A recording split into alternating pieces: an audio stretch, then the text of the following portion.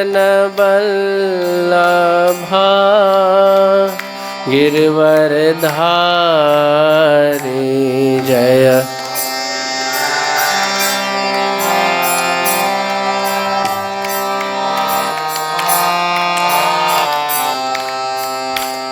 यशोदानंदन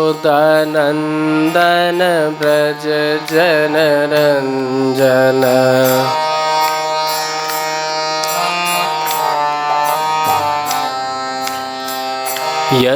यशोदानंदन ब्रज जनरंजन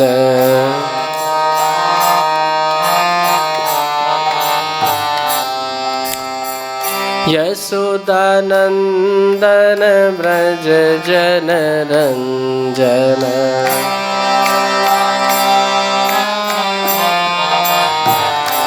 यमुना तीरा वनचारी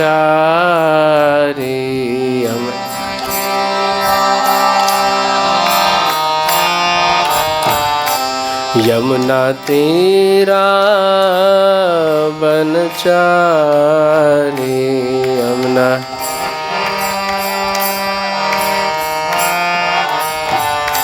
जय राधा माधवा जयो कुंज बिहारी।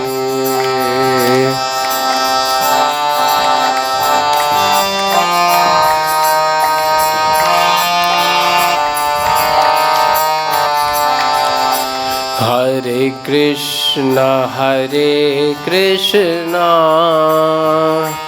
कृष्णा कृष्णा हरे हरे हरे राम राम राम हरे हरे।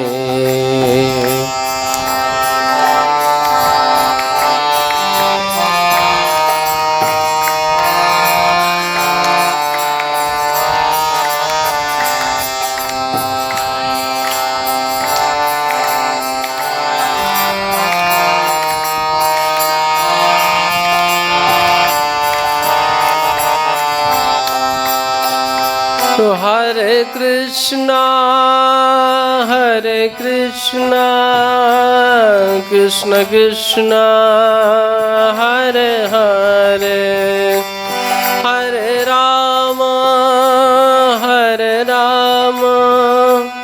राम राम हरे हरे।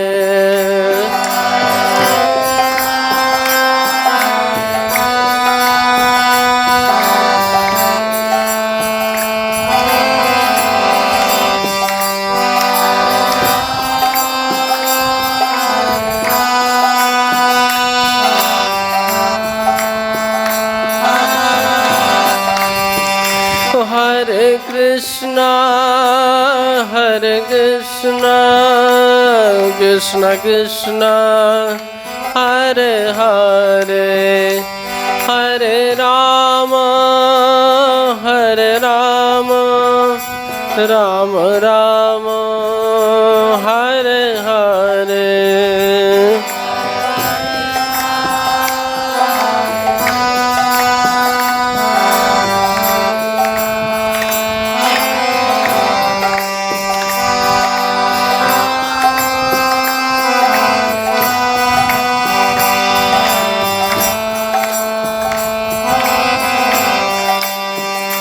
जय कृष्णा बलराम कृष्ण बलराम जय वृंदावन धाम जय।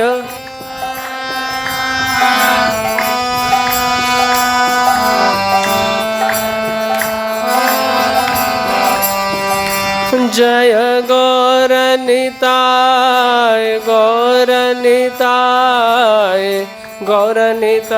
जय गौरनिताय।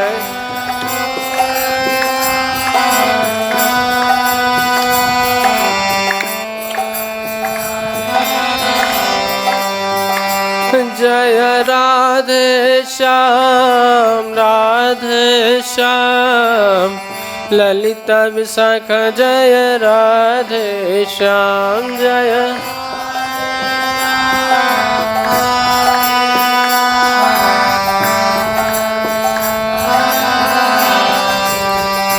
जय जय प्रभुपाद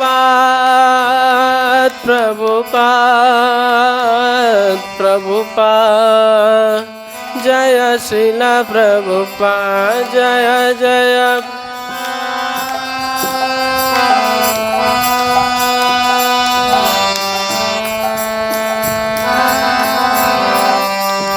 निताय गौरा हरि बोल हरि बोल हरि बोल निताय गौरा हरि बोल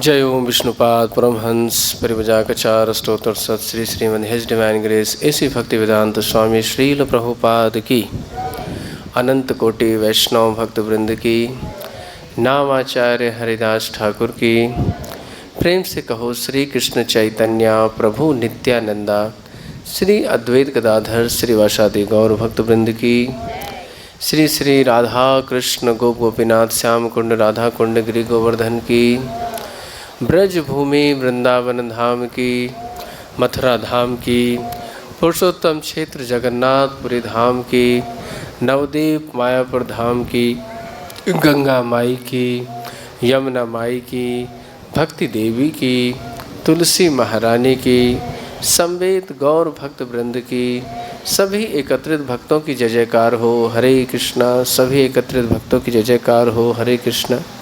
गुरु और गौरांग की जय जयकार हो हरे कृष्णा।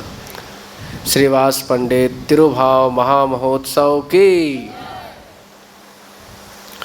ओम नमो भगवते वासुदेवाय।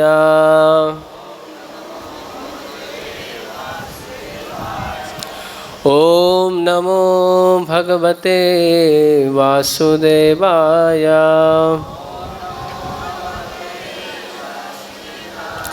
ओम नमो भगवते वासुदेवाय। नारायणं नमस्कृत्य नरं चैव नरोत्तमं देवीं सरस्वतीं व्यासं ततो जयमुदीरये। नष्टप्रायेषु अभद्रेषु नित्यं भागवत सेवया भगवती उत्तम श्लोके भक्तिर्भवति नैष्ठिकीम्। ओम अज्ञानतिमिरान्धस्य ज्ञानाञ्जनशलाकया चक्षुरुन्मिलितं येन तस्मै श्रीगुरुवे नमः। श्रीचैतन्यमनाभीष्टं स्थापितं येन भूतले सोऽयं रूपः कदा मह्यं ददाति स्वपदान्तिकं। वन्देऽहं श्रीगुरु श्रीयुतापदकमलं श्रीगुरून् वैष्णवांश्च श्रीरूपं सहग्रजातान् सहगणा रघुनाथान्वितं तं सजीवं सागद्वैतं सागदूतं परिजनासहितं कृष्णचैतन्यदेवं श्रीराधाकृष्णपादान् सहगणा ललिता श्रीविशाखान्वितांश्च। नमो विष्णुपादाय कृष्णपृष्ठाय भूतले श्रीमते भक्तिवेदांत स्वामिनिति नामिने। नमस्ते सारस्वती देवे गौरवाणी प्रचारिणे निर्विशेषा शून्यवादी पाश्चात्यदेशतारिणे। नमो महावदन्याय कृष्ण प्रेम प्रदायते कृष्णाय कृष्ण चैतन्य नाम्ने गौरत्सवे नमः। हे कृष्ण करुणा सिंधु दीनबंधो जगतपते गोपेश गोपिका कांता राधा कांत नमोस्तुते। तप्त कांचन गौरांगे राधे वृंदावनेश्वरी वृषभानुसुते देवी प्रणमामि हरिप्रिये। वाञ्छाकल्पतरुश्च कृपा सिन्धुभैव च पतितानां पावनेभ्यो वैष्णवेभ्यो नमो नमः। जय श्री कृष्ण चैतन्य प्रभु नित्यानंदा श्री अद्वैत गदाधर श्रीवासादि गौर भक्त वृंदा। हरे कृष्णा कृष्णा कृष्णा हरे हरे हरे राम राम राम हरे हरे। हरे कृष्ण। यहाँ पे उपस्थित सभी वैष्णव वैष्णवियों सभी के चरणारविंद में दास कोटि कोटि वंदन नमस्कार करता है। आप दास के ऊपर कृपा बरसाएं जिससे श्री चैतन्य चरितामृत चैतन्य पार्षदों का सही रूप से उपाख्यान सही रूप से आख्यान हो सके, क्योंकि वैष्णव की कृपा से ही कोई जीव कृतार्थ हो सकता है, वैष्णव की कृपा से ही भक्ति प्राप्त होती है। तो आप सभी वैष्णव हैं, कृपा करके दास के ऊपर कृपालेश वर्षण करें। आज बड़ा ही पावन दिवस है। श्रीवास आचार्य श्रीवास पंडित उनका तिरुभाव तिथि महामहोत्सव है। यद्यपि जो भगवत तत्व होता है उसमें तिरुभाव नहीं मनाया जाता, जैसे भगवान श्री कृष्ण का, जगन्नाथ जी का, भगवान श्री राम का, इनका तिरुभाव नहीं होता है। इनका क्या होता है? केवल जयंती होती है, जन्मोत्सव होता है, क्योंकि भगवान की लीला नित्य होती है।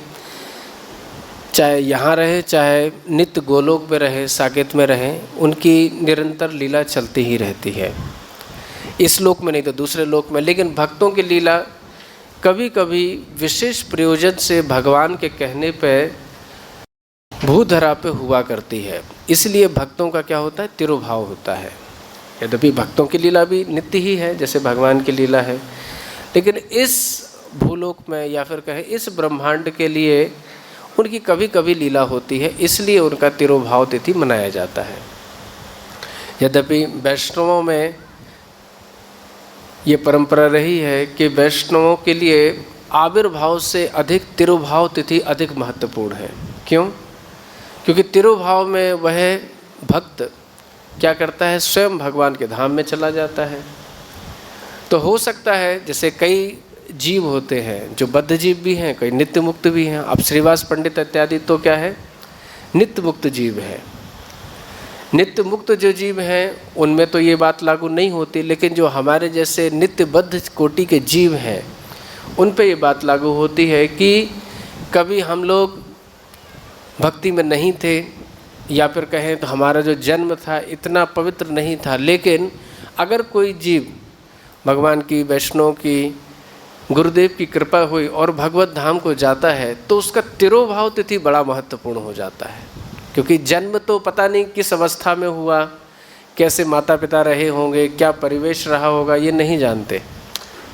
लेकिन जब भक्त भगवान के धाम में गमन करता है तो भले ही वो नित्य बद्ध हो या नित्य मुक्त हो, उससे कोई फर्क नहीं पड़ता। क्योंकि प्रयोजन जो वस्तु है, जो फल है, वो क्या है? फलेन परिचेत कहा जाता है कि फल जो प्राप्ति हुई है उससे परिचय हो जाता है कि वस्तु क्या प्राप्त हुई है और व्यक्ति का क्या स्तर है। तो आज हम श्रीवास पंडित, श्रीवास आचार्य हैं जो, इनके बारे में हम थोड़ी सी विवेचना करेंगे कि इनका क्या स्वरूप है, चैतन्य महाप्रभु ने इनको किस रूप में अपने परिकरों में अंगीकार किया, किस रूप में उन्होंने इनसे सेवा ली, तो ये सारे हम आज प्रकार देखेंगे। सबसे पहले इनका क्या स्वरूप है वो जानना आवश्यक है कि श्रीवास पंडित हैं कौन। तो गौर गणदेश दीपिका में श्री कवि कर्णपुर जी लिखते हैं कि इनका जो स्वरूप है वह है नारद मुनि का। नारद मुनि को सभी जानते ही हैं। इनके गौर गणदेश दीपिका में कहा है कि श्रीवास पंडितो धीमान यह पुरो नारदः मुनि। तो श्रीवास पंडित जो बड़े बुद्धिमान हैं, पंडित हैं, पंडित शब्द से ही पता चलता है। पंडित शब्द से आजकल जैसे लिया जाता है कि जो व्यक्ति कोई ब्राह्मण है जो पूजा पंडिताई करता है उसको पंडित कह देते हैं, है ना, पंडित जी बोलते हैं। लेकिन पंडित का वार्तिक अर्थ होता है, वास्तविक अर्थ पंडा धातु से बना है। पंडा अर्थात जो विशेष विद्वान होता है व्यक्ति, जिसकी मेधा प्रज्ञा बहुत तीक्ष्ण होती है, जो भगवत तत्व को, वेद तत्व को अच्छे से जानता है, उसको पंडित कहा जाता है। जैसे भगवत गीता में आया है पंडितः समदर्शिना। वास्तव में जो व्यक्ति पंडित होता है उसकी बुद्धि क्या होती है? समदर्शी होती है। कि ब्राह्मणों गवि हस्तनी, कि ब्राह्मण में, गाय में, हाथी में, स्वपाके, स्वा, कुत्ते और कुत्ते खाने वाले में, सब जगह वो एक दृष्टि रखता है। चाहे व्यक्ति तमोगुणी हो, रजोगुणी हो, सतोगुणी हो, कैसा भी व्यक्ति हो, उन सब में क्या उसका भाव होता है कि ये इसके अंदर भगवान मेरे प्रभु विराजमान है, ये भाव से भावित रहता है वह। तो ऐसे पंडित थे श्रीवास पंडित। तो श्रीवास पंडितो धीमान या पुरा नारदो मुनि। पूर्व काल में ये कौन थे? स्वयं श्री नारद मुनि थे। इनके साथ में इनके 4 भाई भी थे, यानी 3 इनके अलावा ये कुल 4 भाई थे।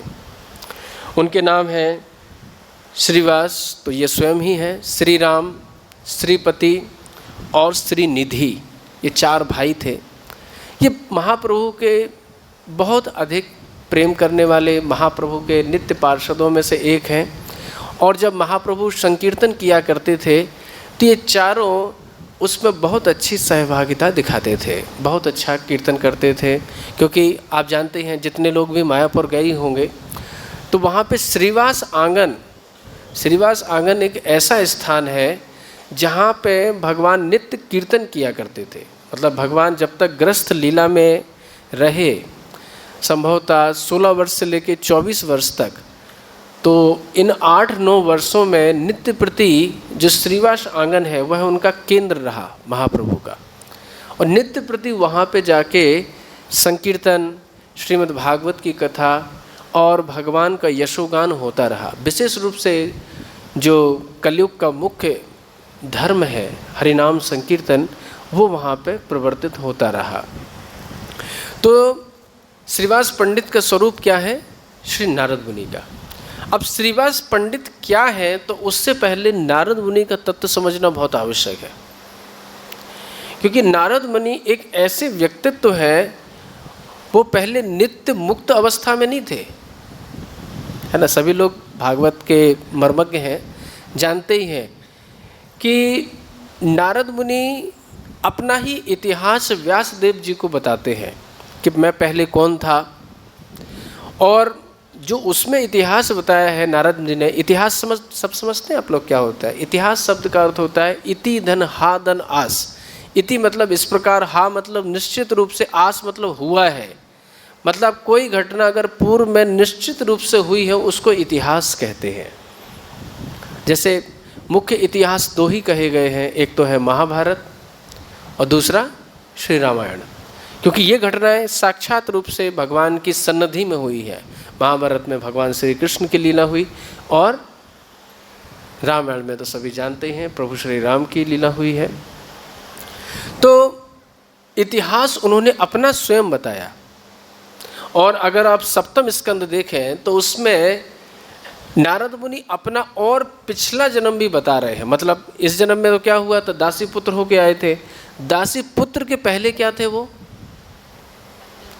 दासी पुत्र के पहले वो एक गंधर्व थे, उपवर्ण नाम के एक गंधर्व थे। उनकी जो सेवा थी वो ब्रह्मलोक में नित्य कीर्तन वादन की थी, भगवान का हरि नाम संकीर्तन गाया करते थे। एक दिन ब्रह्मलोक में कीर्तन गा रहे थे, उनकी दृष्टि किसी अप्सरा पे पड़ी और वो भगवान का कीर्तन छोड़ करके उस अप्सरा का कीर्तन करने लग गए। वहाँ पे जितने भक्त लोग बैठे थे उनको ये बात अच्छी नहीं। अब सोचो कोई भगवत चर्चा हो रही है, उसमें कोई फिल्मी गाना गाने लगे तो कैसा लगेगा। तो वैसी स्थिति वहाँ पे हो गई कि वहाँ पे इतना सुंदर ढंग से मधुर गायन वादन होते हुए भगवान का कीर्तन गाया जा रहा था और ये अप्सरा का कीर्तन गाने लगे। लोगों को बात अच्छी नहीं लगी, सभी ने उनको साफ दे दिया कि तुम यहाँ रहने लायक नहीं हो, जाओ तुम पृथ्वी लोक पे जाओ और वहाँ पे दासी पुत्र हो जाना।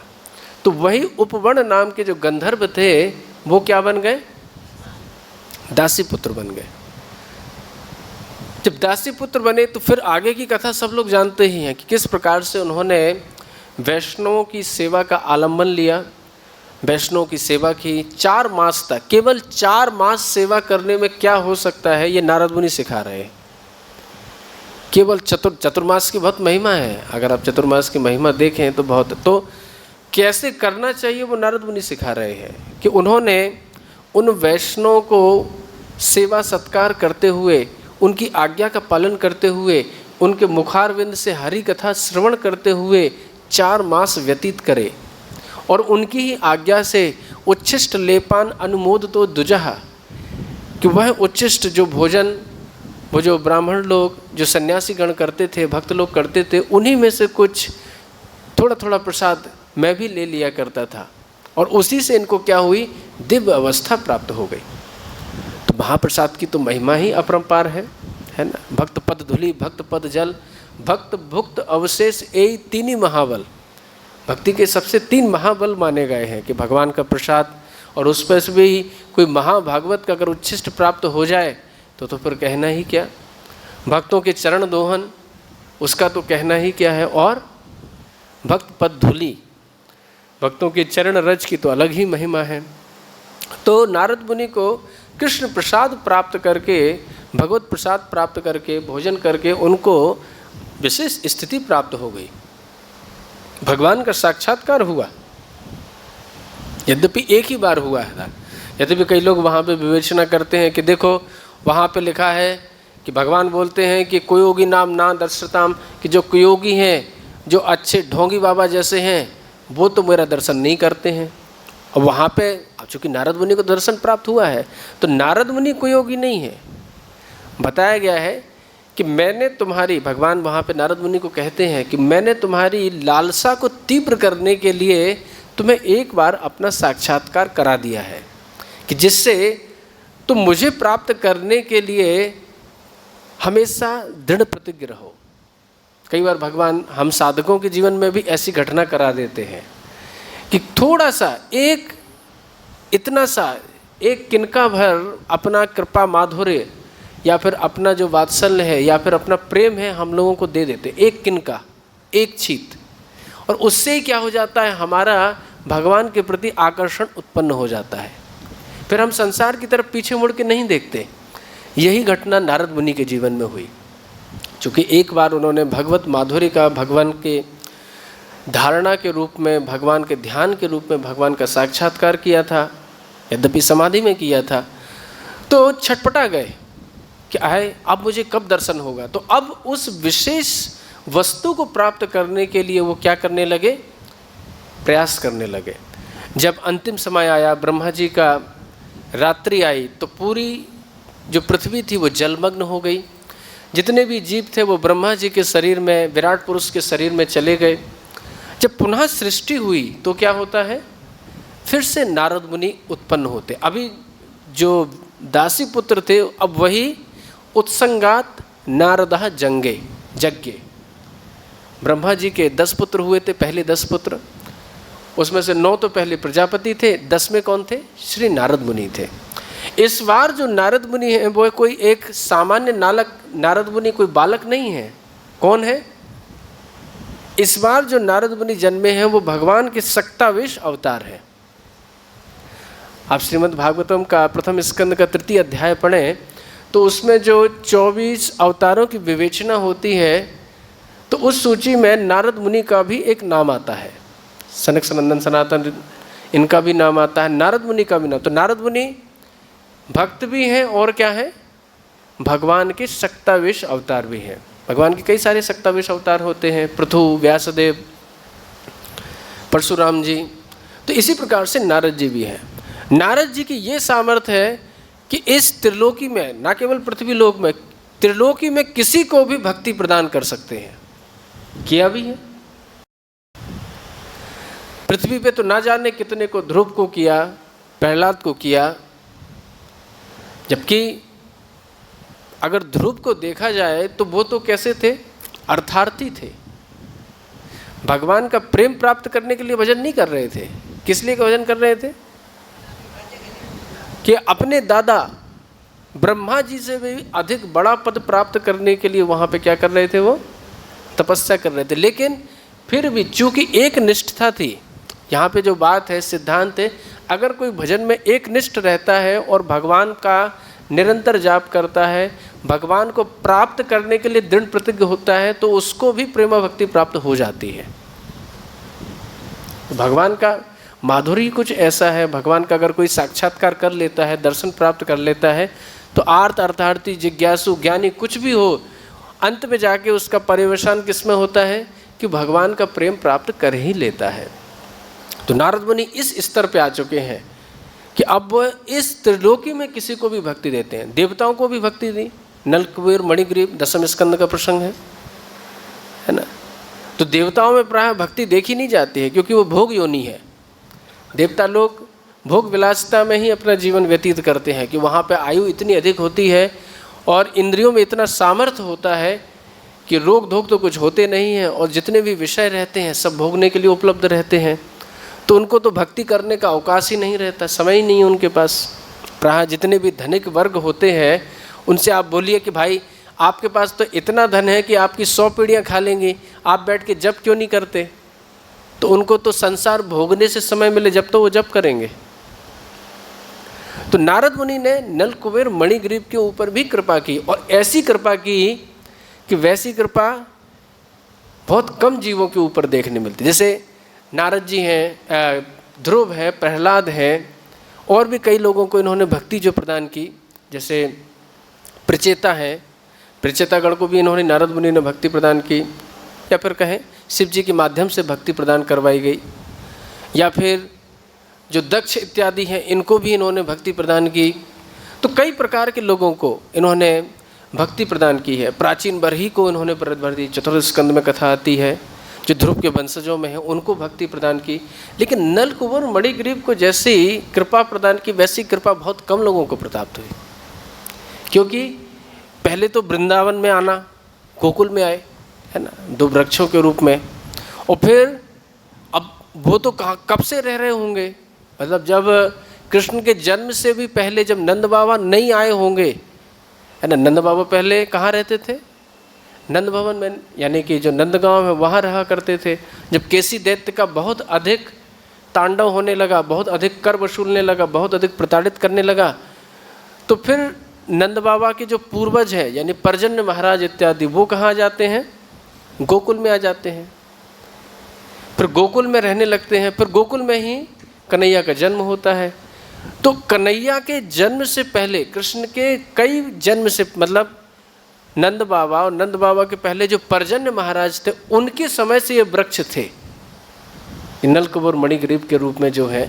और उन्होंने भगवान की लीलाओं के साथ साथ भगवान के परकरों की लीला भी देखी हुई थी। कितना सौभाग्य!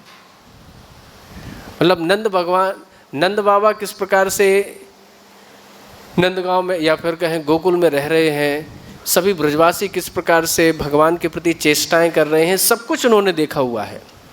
अगर आप गोपाल चंपू ग्रंथ पढ़ें तो वहाँ पे 9वें अध्याय में जब गोकुल की लीला पूरी समाप्त हो जाती है और जब वृंदावन लीला प्रारंभ होती है, तो जीव गोस्वामी पाद वहाँ पे बहुत अच्छी बात विवेचन करते हैं कि जो नल कुबेर मणिग्रीव है, इनको गोलोक में एक विशेष स्थान प्राप्त हुआ। क्या? इनको स्निग्ध कंठ और मधुकंठ नाम के ये 2 व्यक्ति हुए, और वहाँ जा कर के इनकी नित्य सेवा क्या है पता है? कि जैसे हम लोग कथा सुन रहे हैं ना, ऐसे ही संध्या वेला में नित्य गोलोक में जितने भी ब्रजवासी हैं सब लोग इकट्ठे हो जाते हैं। कृष्ण भी रहते हैं, बलराम भी रहते हैं, नंद बाबा, यशोदा, रोहिणी जी, सभी लोग रहते हैं, जितने भी ब्रज परिकर सब रहते हैं। और सब इन दोनों के माध्यम से, स्निग्धकंड और मधुकंड के माध्यम से भगवान श्री कृष्ण की दिव्य लीलाओं का आस्वादन करते हैं, कथा सुनते हैं। तो ऐसा नहीं है कि केवल भूलोक में ही कथा सुनी जाती है, ऐसा कभी नहीं समझना चाहिए। नित्य गोलोक में भी नित्य प्रति वहाँ पे एक अवकाश है, एक समय है कि उस समय सब लोग कथा सुनते हैं और भगवान अपने ही चरित्र को अपने भक्तों के माध्यम से सुना करते हैं और सभी लोग आनंदित हुआ करते हैं। तो ऐसा भाग्य किसको प्राप्त हो सकता है? तो ये नारद मुनि का कृपा है। तो श्रीवास पंडित के व्यक्तित्व को समझने के लिए हम लोग नारद मुनि को पहले समझने का प्रयास कर रहे हैं। फिर नारद मुनि के चरित्र में ये तो हुआ कि उन्होंने ब्रज भक्ति प्रदान की और उन्होंने स्वयं कैसे ब्रज भक्ति का आस्वादन किया सभी जानते ही हैं। कि जब एक बार नारद मुनि जब भगवान की लीला में आए, श्री कृष्ण लीला में, तो उन्होंने देखा कि भगवान कृष्ण गोपियों के साथ में नित्य आनंद विहार कर रहे हैं। उनके हृदय में भी भगवान की लीला देखने की, गोपियों के साथ में जो लीला है उसको देखने का बहुत लोभ उत्पन्न हुआ।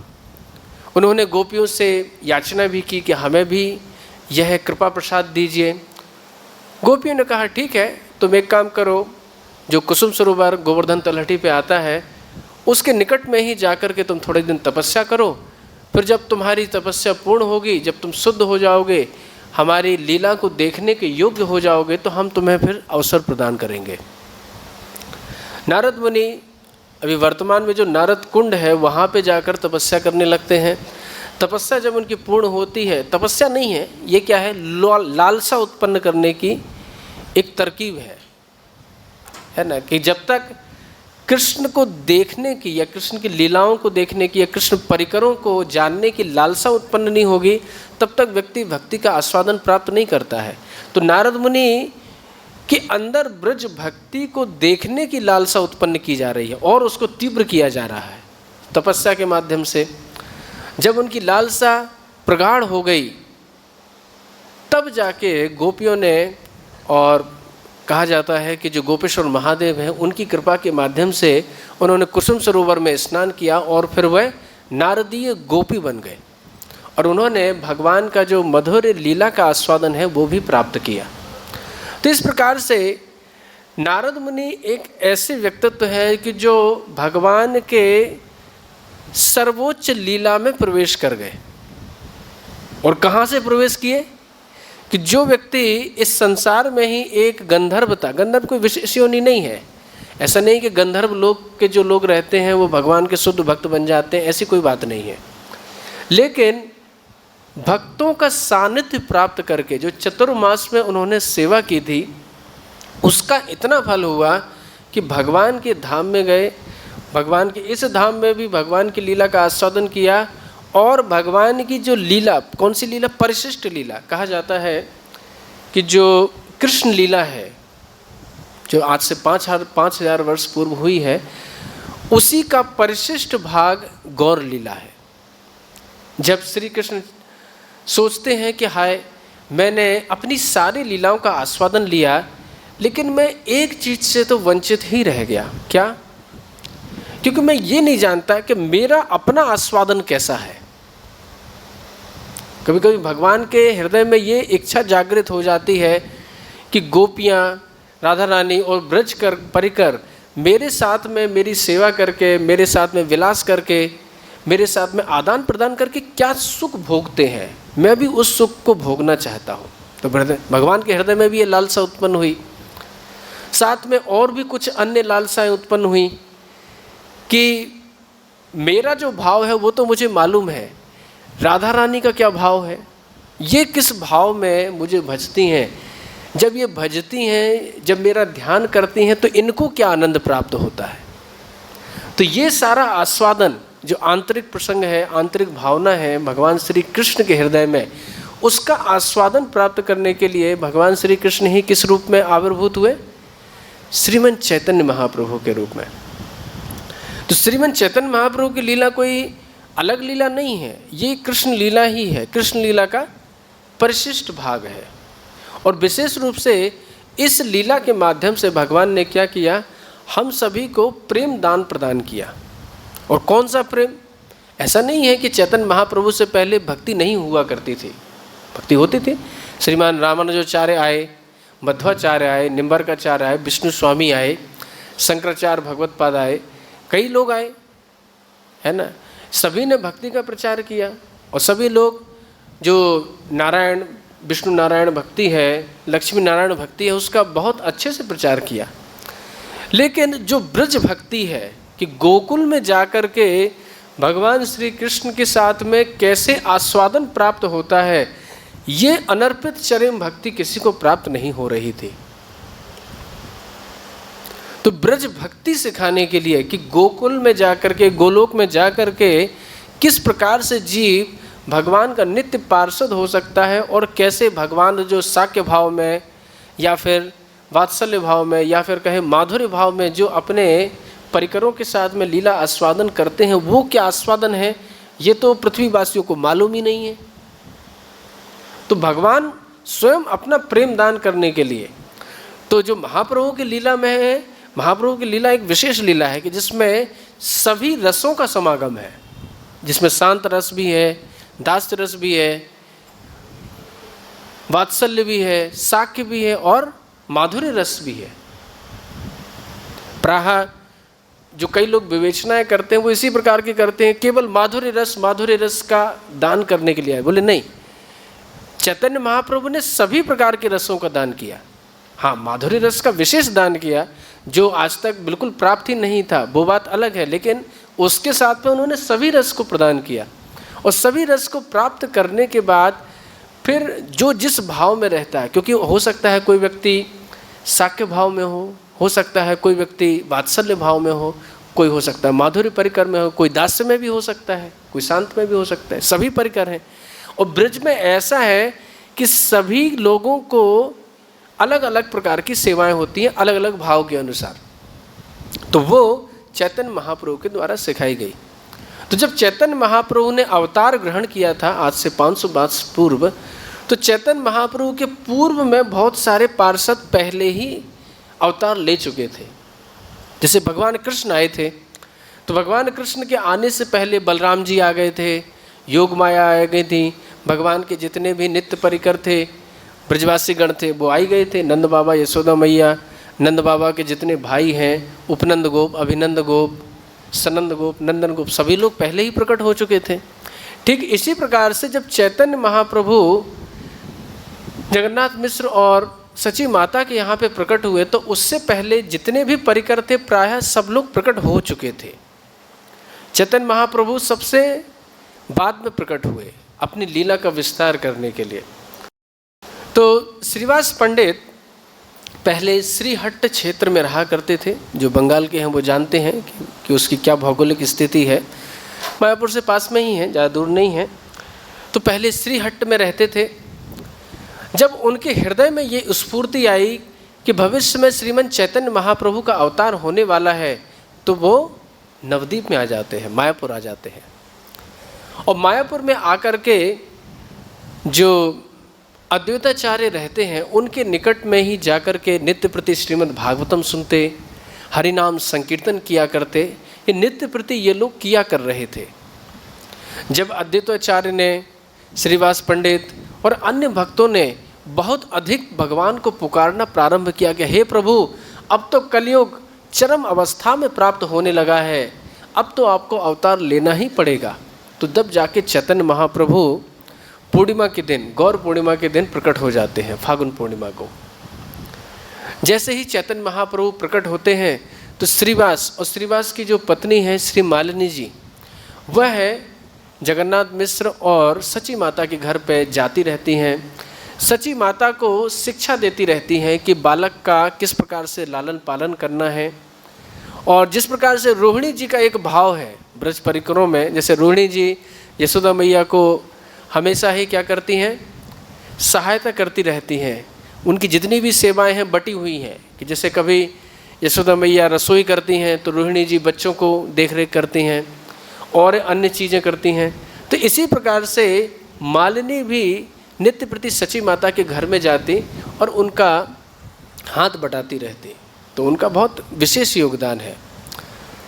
इधर श्रीवास पंडित, अद्वैताचार्य और जितने भी भगवान के पार्षद हैं, चाहे महाप्रभु के जितने भी पार्षदगण हैं, हृदय में एक ही भावना को लिए हुए हैं कि भगवान का जन्म तो हो चुका है, लेकिन महाप्रभु का जो प्रयोजन है वो प्रयोजन अभी तक इन्होंने उसको आत्मसात नहीं किया है कि हरे कृष्ण महामंत्र का प्रचार होना चाहिए, दिव्य नाम संकीर्तन होना चाहिए।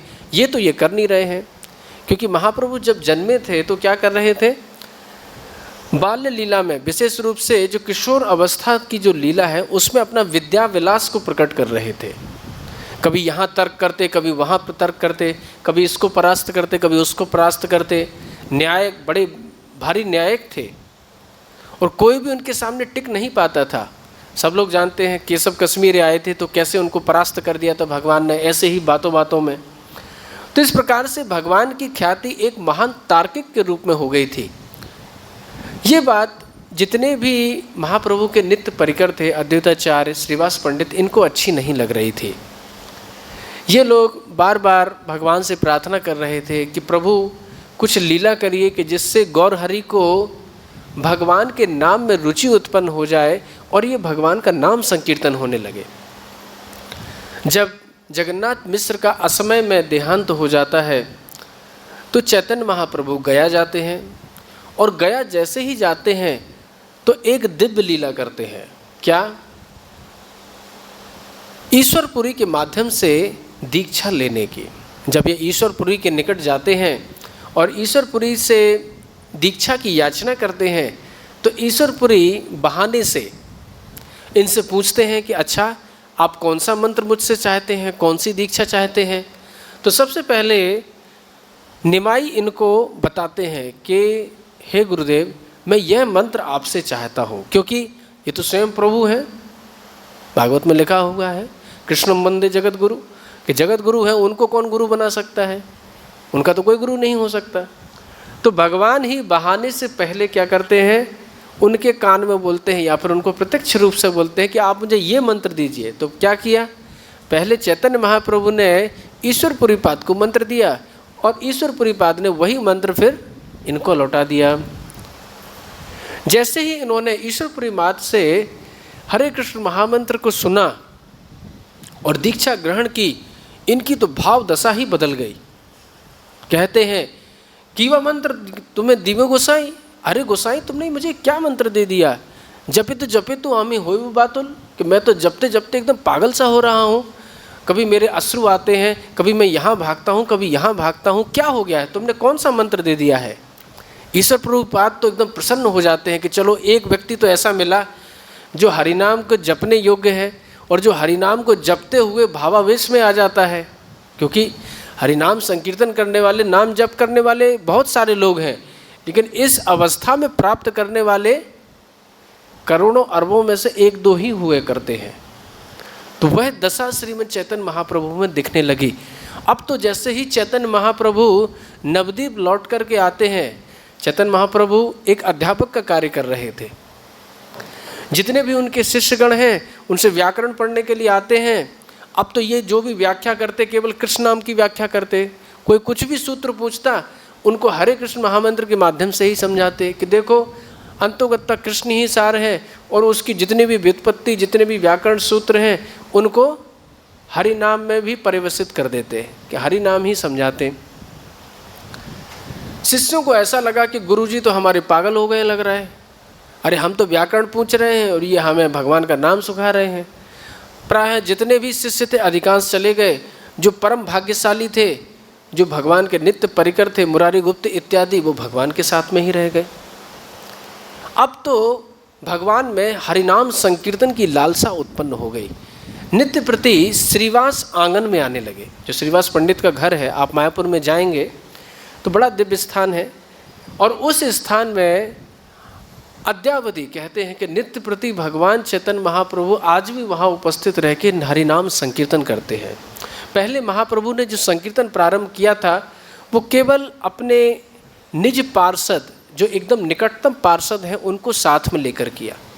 आचार्यों ने विवेचना की है, जिस प्रकार से भगवान की जो दिव्य रास लीला है उसमें अनधिकारी व्यक्ति का कोई प्रवेश नहीं होता है। जो अधिकारी व्यक्ति है वही केवल प्रवेश कर सकता है। अर्थात अधिकारी कौन होता है? जिसको श्री राधा रानी की कृपा प्राप्त हुई है, ब्रज बधूटियों की या फिर कहें ब्रजवासियों की कृपा प्राप्त हुई है, वही केवल उस लीला का आस्वादन कर सकता है, अन्य कोई नहीं कर सकता। ठीक इसी प्रकार चैतन्य महाप्रभु जब हरिनाम संकीर्तन का श्रीवास आंगन में आस्वादन कर रहे थे तो अपने केवल निज परिकरों के साथ में आस्वादन कर रहे थे, और किसी को उसमें भाग लेने की अनुमति प्रदान नहीं की गई थी। कई बार एक दो लोगों ने अनायास चेष्टा की, चैतन्य महाप्रभु ने उनको कान पकड़ के बाहर कर दिया। इस प्रकार से दिखा रहे हैं कि ये जो हरिनाम संकीर्तन है, ये भगवान की जो सबसे अभिन्न, सबसे जो अंतरंग लीला है, उसी का ही एक प्रारूप है। हम लोग परम भाग्यशाली है कि चैतन्य महाप्रभु के माध्यम से हमें ये हरे कृष्ण महामंत्र प्राप्त हुआ है, जो कि गोलोक का क्या है? निज धन है, सबसे बड़ी। प्रायः लोग गुरुजनों के पास जाते हैं, अपने गुरुदेव के पास, कोई गुरुदेव से मांगता है कि प्रभु गुरुदेव कुछ आपका वस्त्र दे दीजिए, आपका कोई लिखा हुआ, कोई पढ़ा हुआ कुछ वस्त्र दे दीजिए। लेकिन प्रायः शिष्य लोग ये भूल जाते हैं कि गुरुदेव ने जो हमें सबसे अमूल्य वस्तु प्रदान की है वो हरिनाम है। जो गोलोक का अमूल्य धन है वो हमें अनायास ही प्रदान कर दिया है। अब बस गेंद हमारे पाले में है कि हम उसको कितना जपते हैं और कितना उसको अनुभव कर लेते हैं। तो इस प्रकार से श्रीवास आंगन में अब चैतन्य महाप्रभु क्या करने लगे? दिव्य लीलाओं का आनंद लेने लगे। एक दिन संध्या वेला में चैतन्य महाप्रभु जब श्रीवास आंगन में पधारते हैं, श्रीवास पंडित अपने शालिग्राम शिला जी की जो नरसिंह शिला है और विष्णु शिला है, नारायण शिला है, उनकी सेवा कर रहे होते हैं। जब चैतन्य महाप्रभु आते हैं तो दरवाज़ा बंद था, पूजा कर रहे थे, तो खोलने में थोड़ा विलम्ब हो जाता है। चैतन्य महाप्रभु को एकदम भावावेश हो जाता है और चैतन्य महाप्रभु एकदम धड़धड़ा के किवाड़ खोल करके अंदर आ जाते हैं और उनमें महाविष्णु अवतार, जो विष्णु आवेश है, वो उनमें प्रकट हो जाता है। चैतन्य महाप्रभु सीधे जाते हैं और जिस सिंहासन पे शालिग्राम विराजमान रहते हैं उसी सिंहासन पे जाके स्वयं अवस्थित हो जाते हैं। श्रीवास पंडित जितने भी लोग रहते हैं वो भी हाथ जोड़ करके उनके सामने प्रकट हो जाते हैं। भगवान ने महाप्रकाश लीला की है, विशेष लीला है। जब भगवान महाप्रकाश लीला प्रकट कर रहे थे तो सबसे पहले सभी ने उनके चतुर्भुज स्वरूप का दर्शन किया, क्योंकि वहाँ पे बहुत सारे ऐसे भी भक्त थे जो लक्ष्मी नारायण उपासक थे। तो उनके लिए भगवान ने अनेक रूप, कभी बार भगवान चैतन्य महाप्रभु नरसिंह रूप भी दिखाते थे, कभी कूर्म रूप भी दिखाते थे, कभी वराह रूप भी दिखाते थे। कई प्रकार के रूपों का बार बार प्रदर्शन करते रहते थे नित्य लीला में। महाप्रकाश लीला में श्रीवास आंगन में जब इस प्रकार की दिव्य लीला हुई, सभी लोग एकदम आनंदित हो रहे थे। जब भगवान ने अपना महाप्रकाश स्वरूप दिखाया तो वहाँ पे एक छोटी सी बालिका थी जिसका नाम था नारायणी। ये श्रीवास की भतीजी थी। उन्होंने जब भगवान के इस दिव्य स्वरूप को देखा तो वो तो हरि कृष्ण इस तरीके से भगवान के नामों का उच्चारण करने लगी। उस छोटी सी बालिका में, अभी 4-5 वर्ष की ही थी, उसमें भी भावावेश आ गया, अष्ट सात्विक विकार दिखने लगे। उस बालिका के भाव को देख करके श्रीवास आंगन में जितने भी पार्षद थे उनमें भी भाव विकार आ गए। और श्रीवास आंगन तो मानो उस समय प्रेम अमृत का समुद्र हो गया। वहाँ पे लोगों के इतने अश्रुधारा बह रही थी कि जितने भी लोग वहाँ पे बैठे हुए थे, जो लोग वहाँ पे थे, विराजमान थे, सभी के हृदय में एकदम प्रेम जागृत हो गया और सभी लोगों ने चैतन्य महाप्रभु की प्रेम को, कृपा को अनुभव किया। और उसके बाद से चैतन्य महाप्रभु ने केवल श्रीवास आंगन में ही कीर्तन नहीं किया, धीरे धीरे फिर पूरे नवद्वीप में, पूरे गौर मंडल में उन्होंने संकीर्तन प्रारंभ कर दिया। तो इससे पता चलता है कि जो श्रीवास पंडित हैं, इनका चैतन्य महाप्रभु की लीला में विशेष योगदान है। विशेष रूप से किस में? हरिनाम प्रचार में। जिस तरीके से नारद मुनि अपना स्वभाव तो बदल नहीं सकते हैं, नारद मुनि का स्वभाव है प्रचार करना, क्योंकि उनकी जो पहले की सेवा है वो क्या तब यही थी कि जितने भी जीव हैं उनको आप भक्ति दान करिए। तो जो जिसकी पहले का स्वभाव है वो थोड़ा बहुत रह ही जाता है। तो नारद मुनि का स्वभाव है कि जो बद्ध जीव हैं उनको भगवान की कृपा देना। तो इसीलिए श्रीवास ने जब चैतन्य महाप्रभु से कहा कि प्रभु हम सभी तो इस हरिनाम संकीर्तन का आस्वादन कर रहे हैं, लेकिन आप तो जानते ही हैं इस कली काल में कितने लोग ऐसे अभागे हैं जो इस कृपा से वंचित हैं, आप उनके ऊपर भी कृपा करिए। तो श्रीवास और अद्वैताचार्य इन सभी ने जब भगवान से विवेचना की तब कहीं जाकर के भगवान ने सामूहिक कीर्तन अर्थात पूरे नवद्वीप में कृपा करना प्रारंभ कर दी। इस प्रकार से जो श्रीवास पंडित हैं ये कौन है? जैसे आप सब लोग जानते हैं, पंचतत्वात्मकम कृष्ण भक्त रूप स्वरूपकम भक्तावतारम भक्ताख्यम नमामि भक्ति शक्तिकम। तो जो तीन पहले अवतार हैं श्रीमन चैतन्य महाप्रभु, नित्यानंद प्रभु और अद्वैताचार्य, ये कौन है? भक्त रूप, भक्त स्वरूप और भक्त अवतार। तीनों एक ही चीज़ ही हैं, क्योंकि भगवान कृष्ण ही चैतन्य महाप्रभु हैं, बलराम ही नित्यानंद प्रभु हैं, और जो सदाशिव जो महाविष्णु हैं वही कौन है? श्री अद्वैताचार्य हैं। तो इनके माध्यम से ये जो भगवान का प्रेम है ये लोगों को प्राप्त हुआ। लेकिन इसके बीच में भक्त आख्यम में आया है। भक्त आख्यम में कौन आए हैं? श्रीवास पंडित, जो भगवान के शुद्ध भक्त हैं उनके प्रतिनिधि के रूप में श्रीवास पंडित है।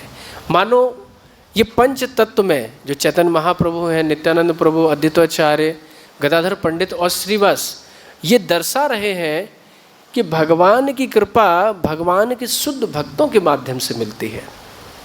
तो श्रीवास पंडित ऐसे व्यक्तित्व हैं जिनके माध्यम से हमें यह कीर्तन रस, जो भगवान विशेष कीर्तन का प्रचार करना चाहते थे, तो उन्होंने श्रीवास पंडित के माध्यम से ही इस बात को प्रकट किया। और इस विशेष श्रीमन चैतन्य महाप्रभु का जो प्रेम है, कृपा है, वह श्रीवास पंडित के माध्यम से ही हमको प्राप्त हो रही है। जब चैतन्य महाप्रभु ने संन्यास ले लिया था तब श्रीवास पंडित कुमारहट्ट में आ गए थे। जब कुमारहट्ट में आकर के ये रहने लगे तो चैतन्य महाप्रभु जब भी, क्योंकि 2-3 बार चैतन्य महाप्रभु बंग देश में आए थे संन्यास लेने के उपरांत, तो इनके पास भी आए। जैसे सभी जानते हैं कि शांतिपुर में गए थे अद्वैताचार्य के पास में, तो इनके पास भी कुमारहट्ट में आए थे। और इनके और मालिनी के माध्यम से इन्होंने विशेष लीलाओं का आस्वादन किया, विशेष प्रेम का आदान प्रदान किया। जब श्रीवास पंडित में कीर्तन हुआ करता था उसका तो कहना ही क्या। श्रीवास पंडित के माध्यम से एक भक्ति के विशेष तत्व और कहा जा सकता है, जो भगवान की भक्ति करने में विशेष आवश्यकता है, वह है तत्सुखी भाव। तत्सुखी भाव अर्थात जैसे प्रायः कई लोग भक्ति करते हैं, आर्त है कोई व्यक्ति, किस लिए भक्ति कर रहा है? कि हमारे जो दुख है, कष्ट है, रोग है वो दूर हो जाए। जो अर्थार्थी है वो क्यों भक्ति कर रहा है? कि हमारे पास जो कमी है वह पूरी हो जाए, कि धन नहीं है, मकान नहीं है, दुकान नहीं है, इसके लिए भगवान की याचना कर रहा है। कोई जिज्ञासु है, तत्व को जानना चाहता है, इसलिए भक्ति कर रहा है। लेकिन वास्तव में भक्ति किस लिए करनी चाहिए ये श्रीवास अपने चरित्र से सिखाते हैं। एक बार चैतन्य महाप्रभु भावावेश में दिव्य संकीर्तन कर रहे थे, तभी श्रीवास का एक छोटा सा बालक था, वह मर गया। अंदर जितनी भी महिलाएं थीं, मालिनी इत्यादि, विलाप करना चाह रही थीं, लेकिन चैतन्य महाप्रभु के कीर्तन को देख करके अपने आंसुओं को रोक लिया, अपने रुदन को रोक लिया। इधर श्रीवास को कहीं से भनक लग गई कि हो ना हो अंदर कुछ अनिष्ट हुआ है। इधर महाप्रभु तो अपने भावावेश में थे, कीर्तन में थे। श्रीवास अंदर जाके देखते हैं कि क्या हुआ क्या हुआ। देखते हैं कि मेरा पुत्र मर गया। उनको इतना रंच मात्र में भी उनको क्षोभ उत्पन्न नहीं होता है, दुख नहीं होता है। अपने घर की स्त्रियों को समझाते हैं कि देखो अभी विलाप करने की बिल्कुल आवश्यकता नहीं है, क्योंकि तुम अगर विलाप करोगे तो हमारे महाप्रभु को दुख होगा तो वो भी जो संकीर्तन में आनंद ले रहे हैं वो आनंद उनका भंग हो जाएगा। अभी विलाप करने की आवश्यकता नहीं है। जब महाप्रभु कीर्तन समाप्त करके अपने घर चले जाएंगे तब तुम खूब विलाप करते रहना। क्या भाव है।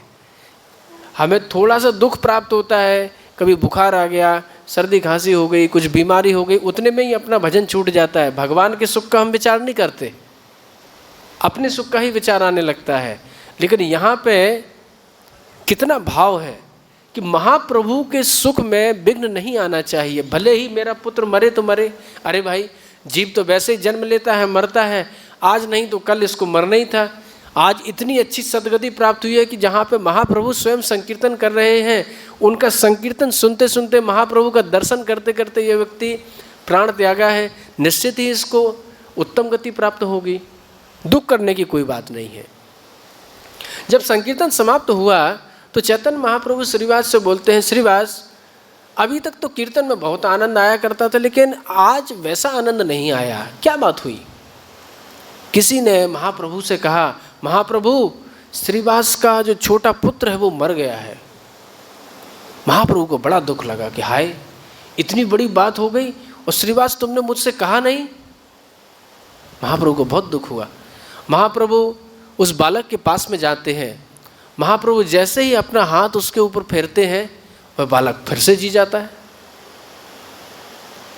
बालक जीते ही महाप्रभु को धन्यवाद ज्ञापन करता है, लेकिन महाप्रभु से बोलता है, देखो प्रभु आज मुझे जो गति प्राप्त हुई है कि आपका दर्शन करते हुए, आपके मुखारविंद से कीर्तन सुनते हुए मुझे जो दिव्य गति प्राप्त हुई है, भविष्य में हो सकती है कि ऐसी गति मुझे प्राप्त नहीं हो। ये तो मेरे लिए मंगल की बात है, क्योंकि ऐसा तो है नहीं कि मैं पहली बार जन्म ले रहा हूँ या पहली बार मर रहा हूँ। मेरे अनेकों जन्म हो चुके हैं, अनेकों बार मैं मर भी चुका हूँ, लेकिन आज जैसी कृपा आपके माध्यम से मुझे प्राप्त हुई है, ऐसी कृपा मुझे कभी प्राप्त नहीं हुई। अब वो बालक फिर से शांत हो जाता है। अब किसी को भी दुख नहीं था। ऐसा ही प्रसंग वहाँ पे भी आता है चित्रकेतु महाराज के प्रसंग में, कि जब सभी चित्रकेतु महाराज जितनी भी रानियाँ थी विलाप कर रही होती हैं, तो यमराज जी स्वयं एक बालक के रूप में आते हैं, समझाते हैं और उस बालक को नारद मुनि जिला देते हैं। तो नारद मुनि के शिष्यों में से चित्रकेतु महाराज भी हैं। तो चित्रकेतु महाराज के यहाँ पे जब अंगिरसी और नारद मुनि आते हैं तो दिव्य शिक्षाएं प्रदान करते हैं उस बालक के माध्यम से।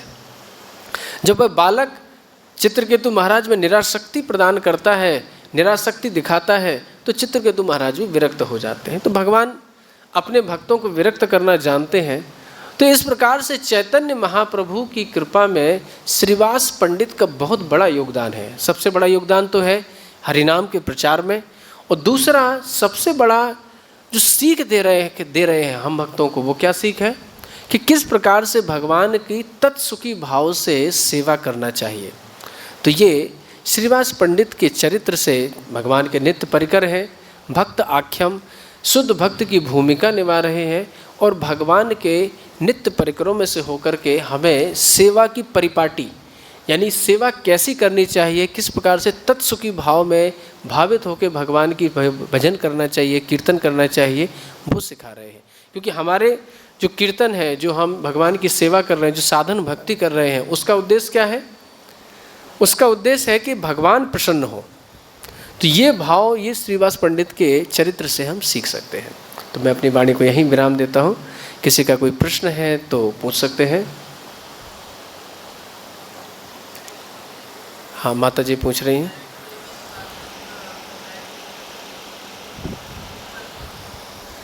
हाँ, जो नारायणी देवी हैं वो भविष्य में फिर अपने चैतन्य भागवत के जो रचयिता हैं श्री वृंदावन दास ठाकुर, उनका नाम सुना होगा, उनकी माता है।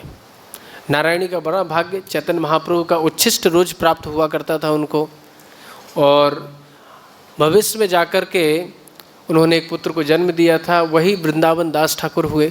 और उन्होंने ही चैतन्य महाप्रभु की जो दिव्य बाल लीलाएँ हैं और संपूर्ण लीलाओं को चैतन्य भागवत के नाम से जो ग्रंथ है, कहते हैं स्वयं व्यासदेव ही चैतन्य इनके रूप में वृंदावन दास ठाकुर महाशय के रूप में प्रकट हुए थे, और नारायणी उनकी माता थी, तो उनको एक विशेष कृपा प्राप्त हुई थी। धन्यवाद। श्रीमन चैतन्य महाप्रभु की, ग्रंथराज चैतन्य चरितामृत की, ग्रंथराज श्रीमद् भागवतम की, श्रील प्रभुपाद की, अनंत कोटि वैष्णव भक्त वृंद की, श्रीवास पंडित की, तिरुभाव महामहोत्सव की। हरे कृष्ण।